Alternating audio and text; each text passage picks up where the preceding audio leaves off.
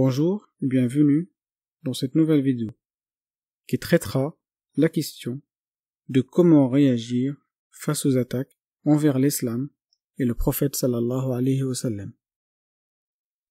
Dans cette vidéo, je vous expliquerai la façon et la réaction que doit avoir tout musulman contre les critiques ou les attaques dégradant l'image de l'islam ou contre notre bien-aimé Mohammed sallallahu alayhi wa sallam.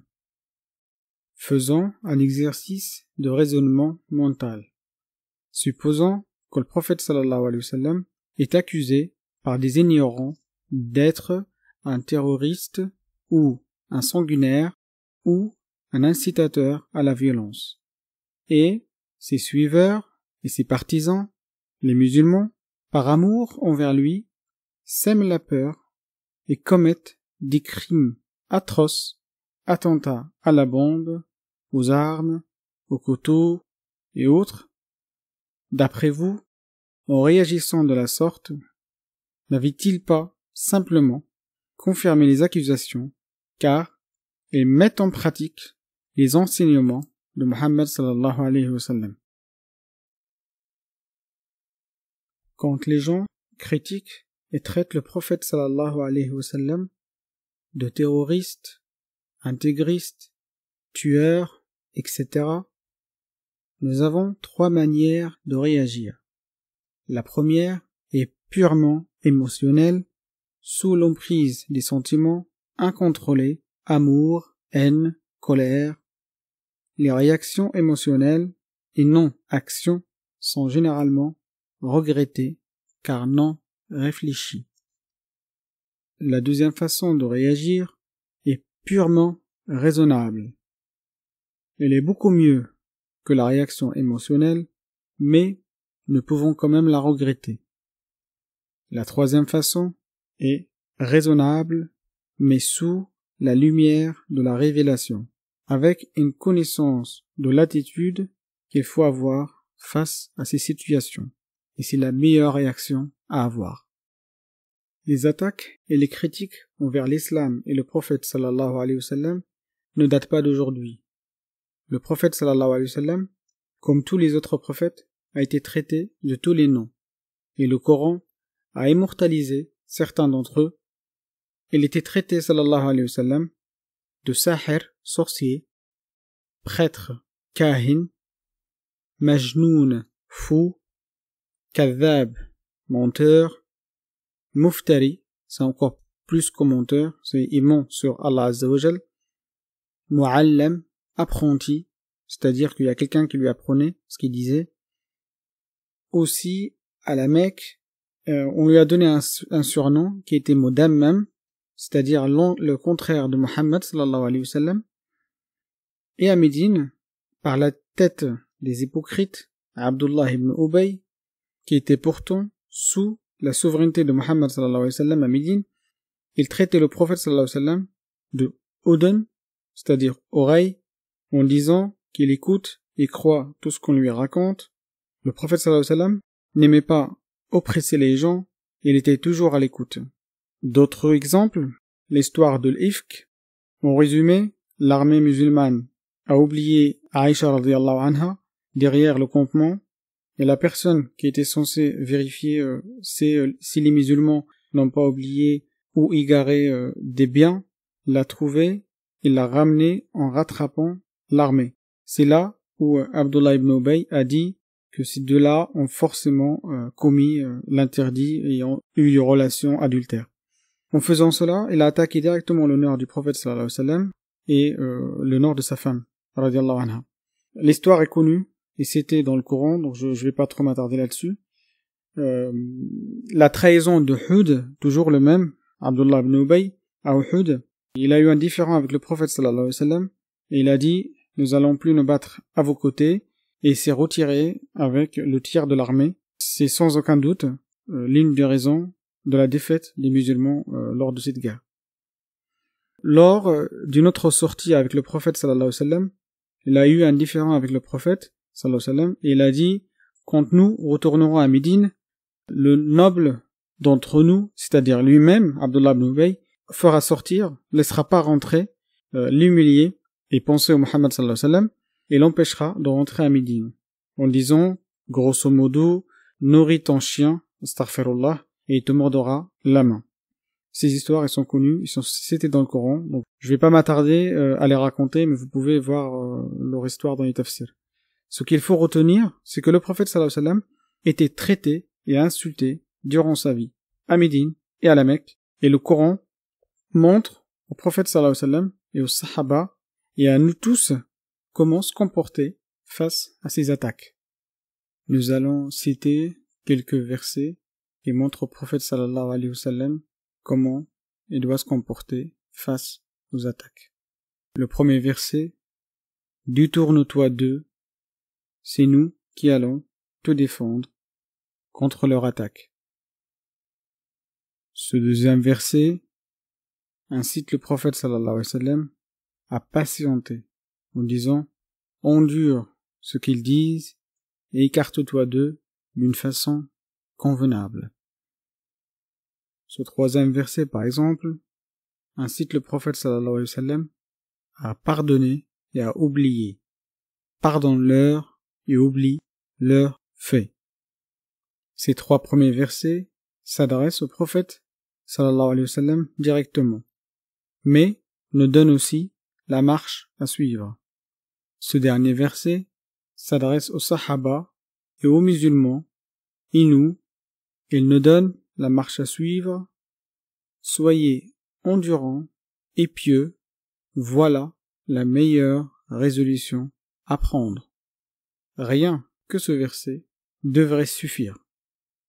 Les wahhabistes et ceux qui aiment un islam dur, cruel et sanguinaire diront « Oui, mais tes versets, c'est à la Mecque où le prophète sallallahu alayhi wa sallam était faible et n'avait pas le choix. » Je dirais non. Les histoires de Ifk, de Abdullah ibn Ubay, c'était à Médine. Et ce dernier verset de la sourate Al-Imran, qui est une sourate de Médine. De plus, je ne crois pas en islam où un prophète sallallahu alayhi wa sallam caméléon. Je suis pacifiste car je suis faible et meurtrier car fort. L'esprit de l'islam est paix, quelles que soient les circonstances, sauf en cas d'attaque armée, bien sûr. Ce récit raconte l'histoire d'un juif qui a prêté une somme d'argent au prophète sallallahu alayhi wa sallam. 3 jours avant le terme du crédit, il retrouva le prophète sallallahu alayhi wa sallam à la sortie de la mosquée, le prena par la chemise et le manteau au niveau du cou, en criant « Ô Mohammed, rends-moi mon argent, je vous connais, vous, les Banu Hashim, vous aimez tarder et ne pas rembourser vos dettes. » Donc, il a insulté le prophète sallallahu alayhi wa sallam et sa famille. Omar radiallahu anhu cria et menaça le juif de lui trancher la tête. Le prophète sallallahu alayhi wa sallam souria et disait à Omar, « Moi et ce juif avions besoin d'autre chose que ta colère et tes menaces. Tu aurais dû me conseiller de rembourser ma dette et conseiller cet homme de demander son dû avec délicatesse. » Voici notre prophète sallallahu alayhi wa sallam. Ce récit est faible pour les savants, mais je l'accepte car il colle avec l'image du prophète sallallahu alayhi wa sallam que je trouve dans le Coran. Je vais citer 2 autres récits. L'histoire de l'assassinat de Ka'b ibn al-Ashraf. C'était dans Al-Bukhari, un livre véridique. Le récit dit qu'il a été tué car il insultait le prophète sallallahu alayhi wa sallam. Ka'b était poète. Il a fait beaucoup de poésie insultant Allah, le prophète sallallahu alayhi wa sallam, les femmes du prophète et les femmes des musulmans.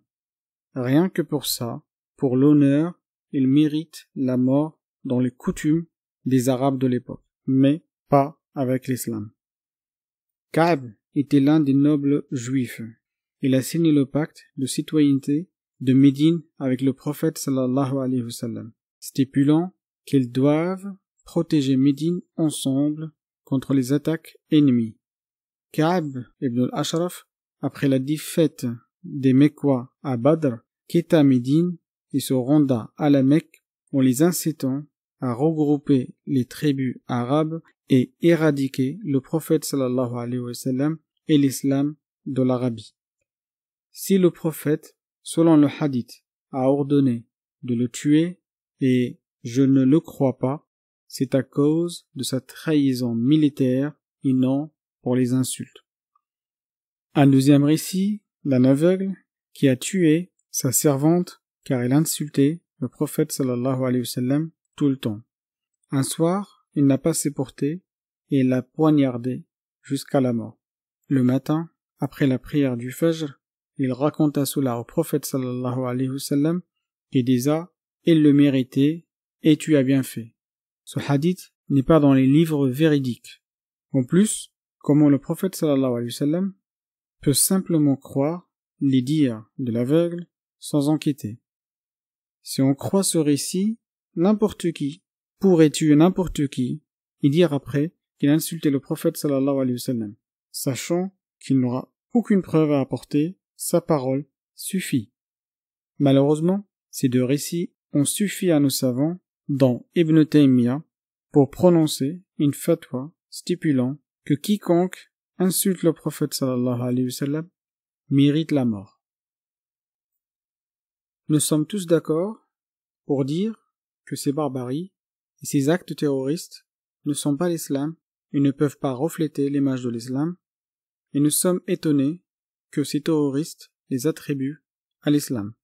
Je dis, tant que nos savants actuels continuent à sacraliser certains récits et les avis et les fatwas des anciens savants, tout en mettant de côté le modèle du Saint-Coran, ne soyez pas étonnés que les autres continuent à nous critiquer à partir de nos livres, et attendez-vous à voir émerger de nouveaux groupes de type Daesh et autres qui trouvent leur source dans certains récits.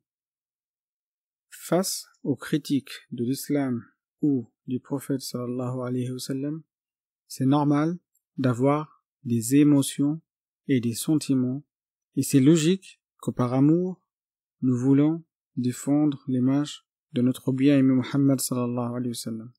Mais je vous demande d'être intelligent et de le défendre comme lui le veut, pas comme nous le voulons. Si ils font une caricature, rabaissant le prophète sallallahu alayhi wa sallam, faisons des centaines de caricatures qui l'honorent. S'ils font un film, faisons des dizaines de films qui racontent sa vie et son comportement. S'ils font un reportage, faisons des dizaines et ainsi de suite. Rédigeons des articles, écrivons des livres, combattons les médias par les médias, les idées par les idées. Nous sommes plus d'1 milliard de musulmans. Pourquoi une poignée de terroristes devrait nous représenter? Cette vidéo est terminée. Si elle vous a plu, merci de la liker et de la partager avec vos connaissances.